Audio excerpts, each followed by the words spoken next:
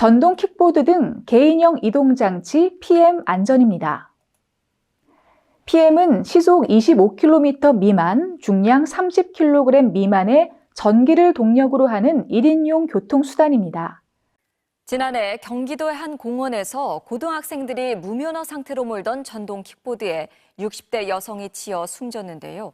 법원은 킥보드를 몰았던 학생이 안전수칙을 지키지 않아 사고가 났다면서 실형을 선고했습니다. 조건희 기자입니다. 지난해 6월 경기 고양시 일산 호수공원.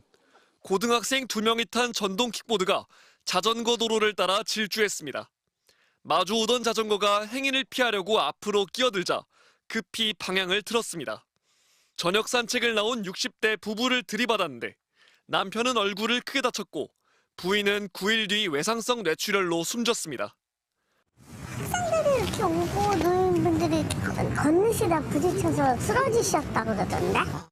킥보드를 운전한 학생에게 1심 법원은 실형을 선고했습니다. 장기 8개월, 단기 6개월의 금고형과 벌금 20만 원이었습니다. 재판부는 전동 킥보드 운행 자체가 금지된 공원 안에서 무면허 운전을 했다고 질타했습니다. 또 2인 이상 탑승 금지 규칙과 자전거 도로 제한 속도 시속 20km도 모두 무시됐다고 지적했습니다. 유족이 엄벌을 호소했다면서도 가해 학생이 미성년자인데다 초범이란 점을 고려했다고 밝혔습니다. 킥보드를 번갈아 몰다 사고 당시 뒤에 타고 있던 다른 학생은 무면허 운전에 대해서만 범칙금 10만 원 처분을 받았습니다. 전동 킥보드 사고가 끊이지 않자 지자체들도 속속 대응에 나섰습니다. 사망 사고가 발생한 일산 호수공원 안에서 킥보드 업체 앱에 들어가 봤습니다. 주행과 주차를 할 수 없다는 안내 문구가 뜹니다. 공원 내부를 킥보드 운행 금지 구역으로 설정해달란 고양시 요청을 업체들이 받아들인 겁니다. 서울 마포구는 지난 5월부터 홍대 인근 상권을 전국 최초로 킥보드 없는 거리로 지정했고 인천 연수구는 송도 학원가 일대를 킥보드 금지 구역으로 지정하겠다고 밝혔습니다. 전동 킥보드 등 개인형 이동장치 교통사고는 해마다 2,000건 이상 발생하고 있습니다. 이 가운데 20살 이하 무면허 운전자가 내는 사고는 40% 수준입니다. MBC 뉴스 조건입니다. 공원 내 통행금지 구역 등을 확인해야 합니다. PM 이용자가 늘면서 사고도 폭발적으로 증가하고 있습니다.